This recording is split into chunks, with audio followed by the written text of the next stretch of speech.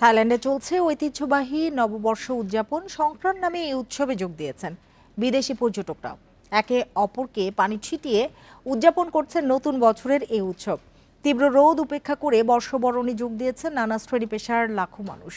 ঐতিহ্যগতভাবে এই উৎসবটি শুষ্ক মৌসুমের সমাপ্তি এবং একটি নতুন কৃষি চক্রের সূচনার প্রতীক।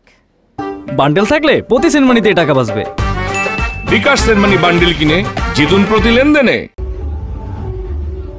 ঐতিহ্যবাহী সংক্রান ঘিরে থাইল্যান্ড জুড়ে চলছে উৎসবের আমেজ। থাই নববর্ষ বরণ করতে যোগ দিয়েছে সব শ্রেণী পেশার মানুষ। সংক্রান উৎসবের অন্যতম আকর্ষণ একে অপরকে পানি ছিটানো। ব্যাংককের খাওসান রোডের আধা কিলোমিটার এলাকা জুড়ে চোখে পড়ছে কেবলই এই দৃশ্য। তীব্র রোদ উপেক্ষা করে বর্ষবরণে যোগ দিয়েছে বিদেশি পর্যটকরাও। ভিন্নধর্মী আয়োজনের অংশ হতে পেরে খুবই আনন্দিত তারা।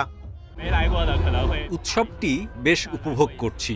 এটি একটি নতুন অভিজ্ঞতা। কেউ এখানে না এলে উৎসবের প্রকৃত স্বাদ পাবে না।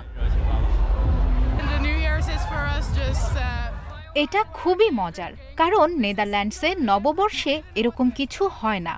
আমরা কেবল আতশবাজি এবং পানীয়তে মজে থাকি। এটা সম্পূর্ণ ভিন্ন। তবে সম্প্রতি মিয়ানমারে ভূমিকম্পের আঘাত এবং এর প্রভাব থাইল্যান্ডে পড়ায় এবার নববর্ষের উৎসবটি সীমিত পরিসরে উদযাপিত হচ্ছে বলে জানায় কর্তৃপক্ষ।